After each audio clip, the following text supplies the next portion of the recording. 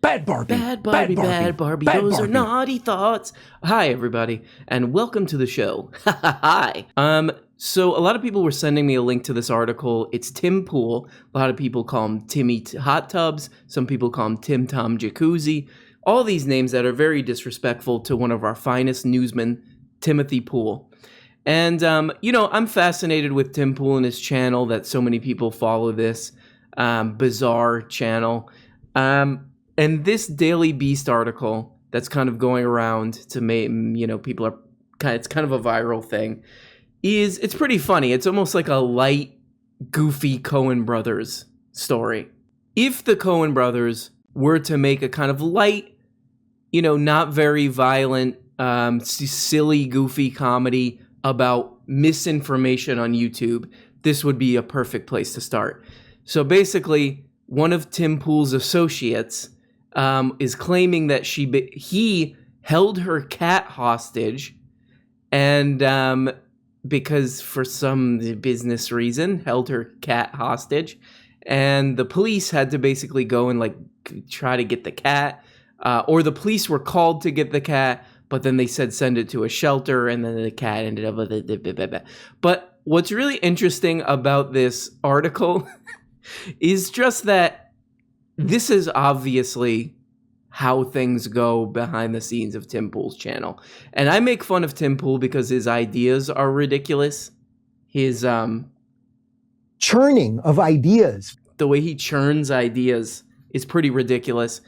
Don't really care about his personal life, but I'm not shocked that there's a bunch of petty turmoil between him and the other people that he does this stuff with. They mentioned this report in the Daily Beast article as well. I'll just read this really quick.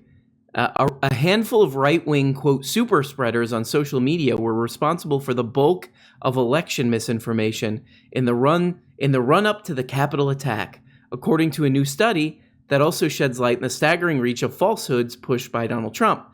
A report from the Election Integrity Partnership, a group that includes Stanford and the University of Washington, analyzed social media platforms including Facebook, Twitter, Instagram, So they analyzed all this crap to try to find the people who were spreading the most misinformation. Out of the 21 top offenders, 15 were verified Twitter accounts, which are particularly dangerous when it comes to election misinformation, the study said.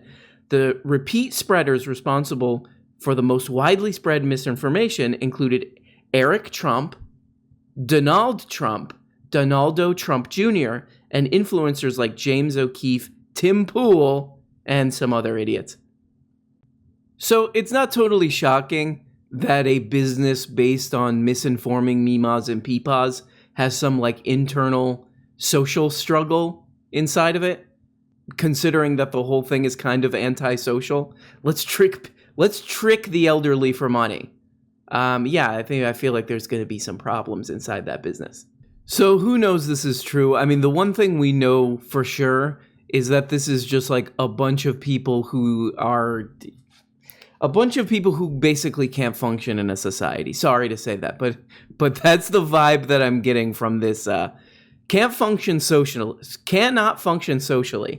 What? It isn't. Is this normal behavior from these people? It isn't. So I'll read you a quote. So there's this guy Castoro who Tim Pool brought in, who's was a Vice reporter, and they were gonna launch this thing. They got over $1 million to launch a new news network that apparently is not happening and sort of fell apart. But this is sort of an interesting part. Tensions between Pool and his other partners flared this fall over who had access to various internal systems connected to their company.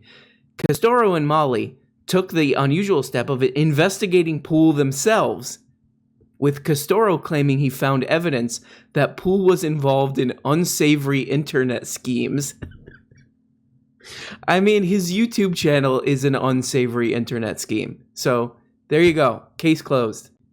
The other thing I think is going on here is whenever there's a lot of money involved, money and immature people together, they seems to always things like this start to happen. Oh, I'm going to keep your cat unless you... Oh, no, my cat! This kind of stuff starts to flare up. This is what happens when you give immature lunatics money and power. You have a mental health problem. Another thing that made me say Jesus Christ in this article was it's a tale as old as time. Is Beauty and the Beast. It's a tale as old as time. This whole thing of someone having, because basically this is like Tim Pool's little like media empire, and he makes a lot of money, and these people are on the payroll, and they're kind of, if you even watch his live thing, there's an entourage vibe to it. That's all I'm gonna say. And the idea of someone as immature and like willing to scam as Tim Pool, having like financial power over people, is also highly disturbing. Not just him holding a cat hostage, which who knows, might be true, could be true. I don't know how much I trust the Daily Beast, to be honest, with anything. But to have any financial power over people, a guy who does the kind of show, you know, I've watched hours of this show. The guy who's saying the kind of things that he says, for him to be like the boss and like making decisions. Oh, I live in a mansion and I make decisions is very disturbing. It's very disturbing. But anybody who's had a bad job kind of knows that feeling of like, oh, this person's in charge? Okay. That seems all right. It's difficult to discern the meaning of Castoro's tweet, which consists of screenshots of IP logs and domain names. Still, the tweet set off Pool. I'm Tim Pool, and I'm mad. I'm upset because I've built an empire. This is like dumb Game of Thrones. Dumb Game of Thrones, or like dumb, what's that? Dumb Billions. That's what this episode should be called. Dumb Billions. He's like, how dare you threaten my empire that I built off of tricking YouTube ding-dongs, telling him, a genius like Rudolph Giuliani, he's got all the information, you won't believe it. Built an empire on doing that, and he's like, how dare you come after me? Dumb Scarface, maybe, is another. Tim Pool, dumb Scarface. Because that's kind of the way they portray this article a little bit, is that he's like this reclusive kook living out in the woods in Maryland, and he's just like coming after my empire.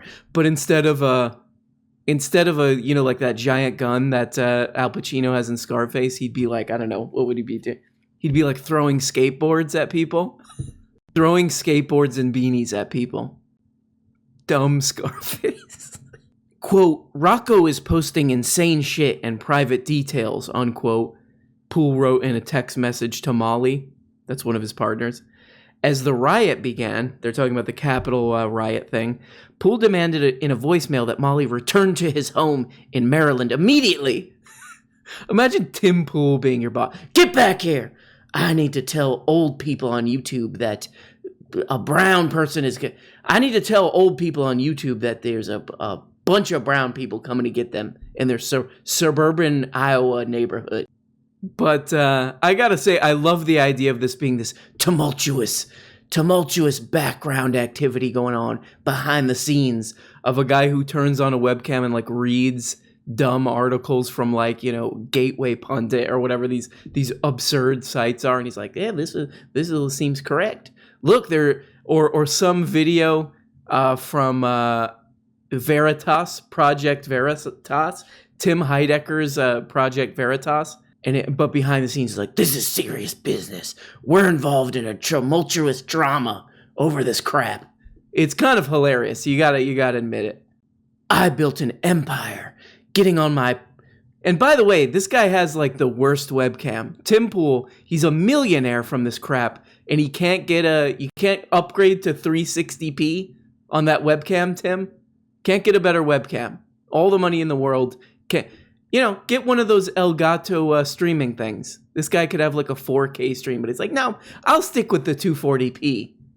I get on my low resolution webcam for 30 minutes a day, and I read the most ridiculous. I find dumb articles on right-wing sites, and I interpret it in a way that makes them even dumber, and I built an empire on this, and I stand on top of my mountains of money, dictating down below on these people who you do my bidding, people who've needed money. Dumb billions. Dumb billions. Dumb billions or dumb Scarface. The Tim Pool story. That should be his memoir. Dumb Scarface, the Tim Pool story. Say hello to my little beanie hat. Hi, I'm Al Pacino, star of Scarface. I'll be playing Tim Pool in Dumb Scarface, coming this summer. Dumb Scarface, the Tim Pool story. Al Pacino is Tim Pool in Dumb Scarface. I was in my skate park. I was in my skate park, and they tried to take my beanie off. My Al Pacino impression needs a lot of work, my friends. I don't want cowards teaching my kids. We're giving Poole a little bit of a hard time here. You know, whatever. What are you going to do? No big. It's his personal life. This is not the main beef I have with him. The biggest problem I have with him is obviously him spreading crazy things to meemaws and peepaws across the country. But what are you going to do? Asked to explain the voicemail, Poole wrote in an email to the Daily Beast that it, quote, pertains to an internal corporate legal dispute. Quote, much more information on this will be made public in the coming weeks, Poole told the Daily Beast. That could be kind of interesting. They tried to take my beanie off! Okay, so this is a twofer episode. We'll look at two people, two of our favorite characters on the show. Two easy content people. This has been Peppino. No. He's a classic YouTube character. So let's check out what he has to say about the stimulus package. But Nancy Pelosi is super happy about this. Here's Nancy Pelosi yesterday saying, this is the most consequential legislation of our lifetime. She is not wrong about this, by the way. Okay, this is very consequential legislation. It sets up brand new entitlement programs that, quote unquote, only last a year, but are designed to last far longer. It creates essentially incentives, the old welfare incentives, to have kids out of wedlock because, again, you get paid by the government to have kids. No. Okay, let's look into that claim. You're incentivized. You get paid by the government to have kids. This is a classic old-timey grandpa argument. These people are taking all the money and they just have kids. So this article is from Slate, and they're talking about something called family caps. So I'll read this to you. The language is dry, but the object is clear. If elected, the House majority, Republicans, would pass, quote, family caps and keep your tax dollars out of the hands of irresponsible welfare mothers who had babies for cash. By the way, just think about this on its own. Like, ooh, I want money. I'm going to give birth out of my body. Just think about the audacity of this argument. I'm gonna create a child in my body, carry that child for 9 months, go through all the tumultuous, the entire thing of giving birth to a baby from my vagina, or, and a lot of people deny this, but I do believe that butt birth is a thing. Gonna go through all that to have a baby, to maybe get a check from the government, which could probably be repealed at any time. I mean, it's just, if you think of, I mean, the thing is that the people who like to hear this stuff from people like Benny Peppino are so blinded with rage when they're not washing their truck, when they're not washing their SUV for the 20th time that week, they're just, their faces are red and they're shaking with anger at the very idea that, oh, somebody's having a kid just so they can get money. In less inflammatory terms, the family cap was intended to create disincentives for mothers on welfare to have additional children, easing the public burden and providing the poor a path to upward mobility. Of course, the policy was based on a myth, the idea of the sexually irresponsible welfare queen. That's what it really is. It's it's a little image that these people have created in their minds, just like everything else with these kind of people. They've created an image in their mind that they just love being mad at. And Ben Pepino jumps in and he's got his little skinny microphone. Hey, a-boo, ba-boo, there's a woman of color and she's having a kid. Hey, we got today on the show, we got Bridget Bardot. A ba-boo and a qua-qua-qua. I'm Ben Pepino. So, and if you don't watch the show, I'm doing that based on an announcement that Ben Pepino may or may not have made, that he's turning his show into like a 1960s Hugh Hefner style jazzy show. But anyway, policy was based on a myth of the welfare queen in 1990. Just 10% of households that received aid to families with dependent children, so this is in 1990, just 10% had 3 or more children. Most had 2 or fewer. Those figures were down from the 1960s when 32.5% of such families had 4 or more children. In 2013, the Bureau of Labor Statistics noted that, quote, the average family size was the same, whether or not a family received assistance. So, there you go. The average family size was the same, whether or not a family received assistance. So what he's saying is like, you give them assistance, they're going to have all these kids. Well, sorry, but the data doesn't really bear that out. Sorry, buddy. Yeah, but I love being mad about this. So you're going to take that away from me? I'm in my crappy suburban cardboard cutout house, and I'm pissed, and I love being mad. So don't take this away from me. It's the one thing I got. I should have kept reading because they sum up what I was saying earlier.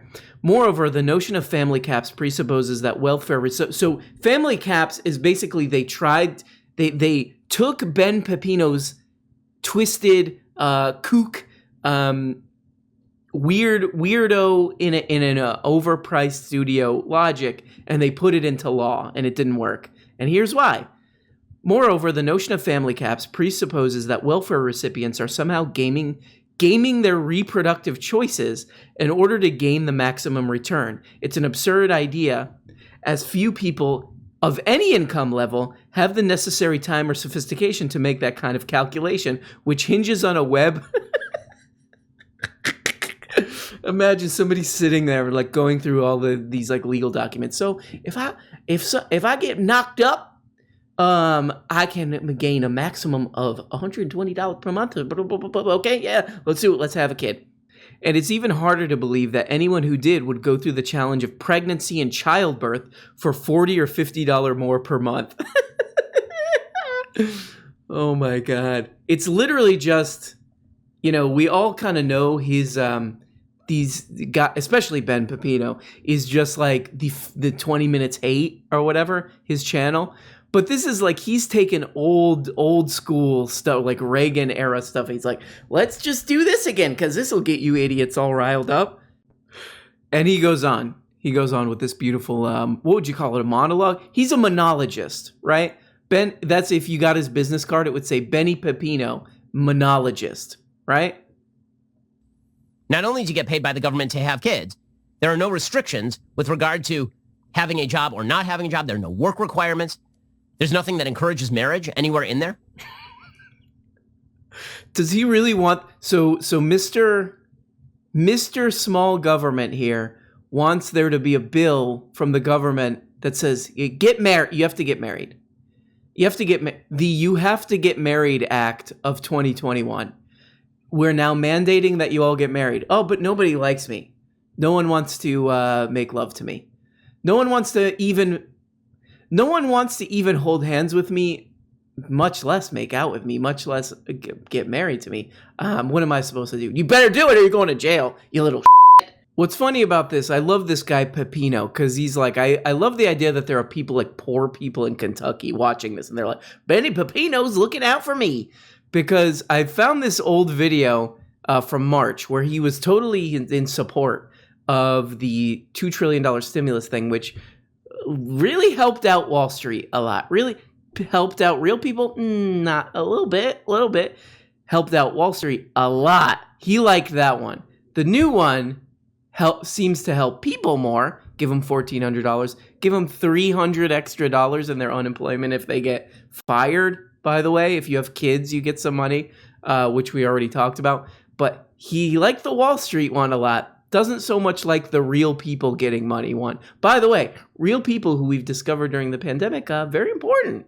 Weird. People who are working at a supermarket doing real jobs. People doing real jobs. They keep society moving a little bit more than people who are just like on computers doing financial scams. Oh, weird. That's weird. I never would have thought of that. Do you think Benny Pepino thought of that? No. I love it. Like, probably most of the people watching Benny Pepino are living in the middle of Florida or in the middle of Texas, out in the middle of nowhere, and they're like, yeah, Ben, I love that. I don't deserve any minimum wage. My family doesn't deserve any quality of life. And also, give all that bailout tax money to the stock market, not me. Bye-bye. I'll be outside. I still honestly can't get over that any adult would think, someone would just have kids, would go through the entire bodily trauma.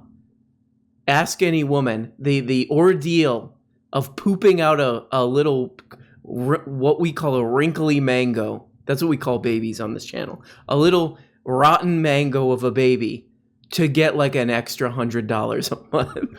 I mean, to be that blinded by like rage and honestly bigotry, to create this character in your head and not being able to let it go in the face of clear evidence that what you believe doesn't exist is like, it's kind of almost spectacular. It's almost like I'm just taking this to the grave. I'm taking this anger. These people, you know who they are. These people, they're out of wedlock. They do everything out of wedlock. Wedlock. It sounds like a death metal band. Wedlock. So there we go, just absurd people saying nonsense.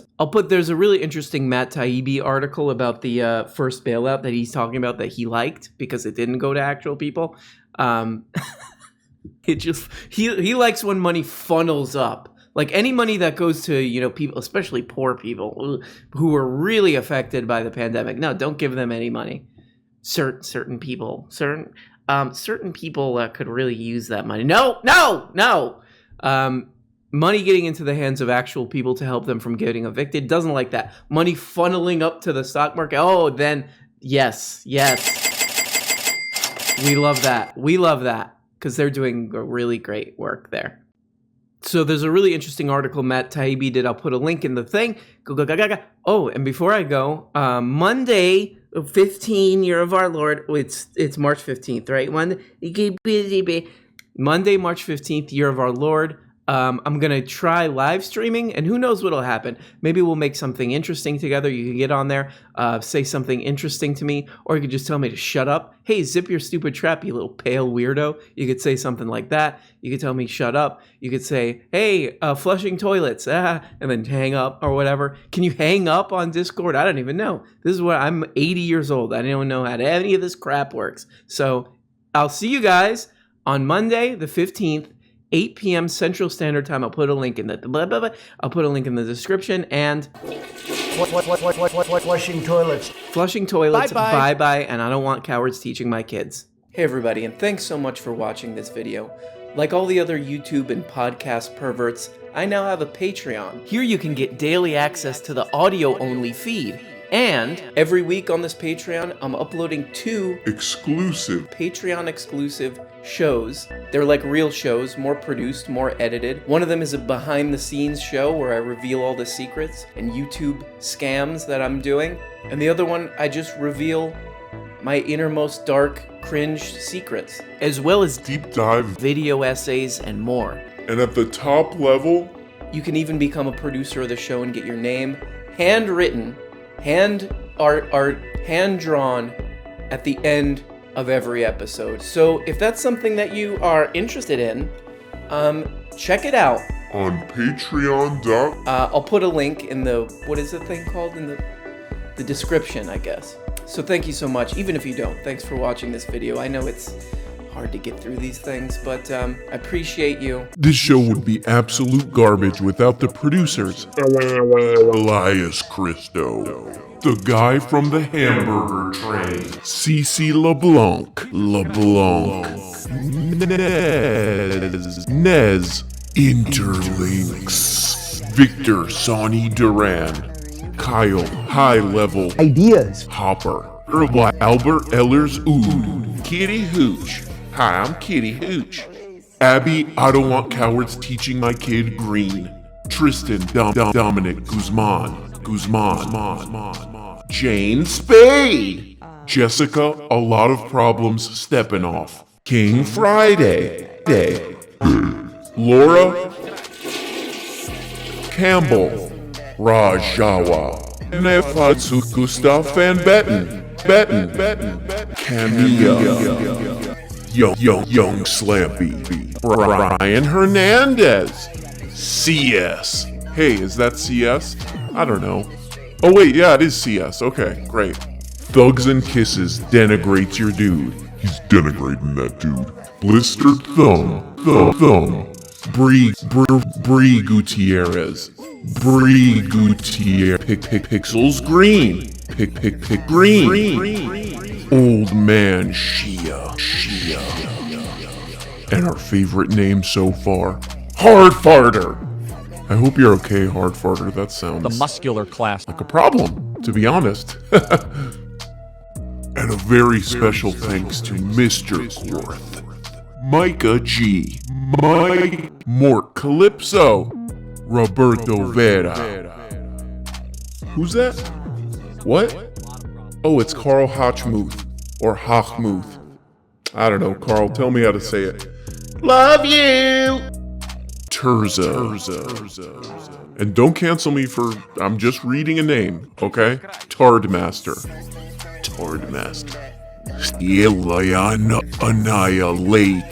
Annihilate. And special guest, Stabster Bait. Kevin Jigaleski. Oh, who's that? Oh, it's Mac. You know it's Mac. You can tell it's him. Krill Will. And we got D-Pad Chad. Burn Dubuel. Jake T. Sebastian Delgadillo. Charlotte Glass. CEO of the muscular class. Beth Van Diver. I'm sorry about that, Beth. You know I love you. Ray Anthony Cox. Eden Joy. Derek Stoker. Apollo Crow. Liz. Martin Lee. Chelsea G. Derek Jesus Christ Wilson. Matt Rowe. Thank you to these beautiful, gorgeous, muscular, soaked up, showering probably 10 to 11 times a day producers.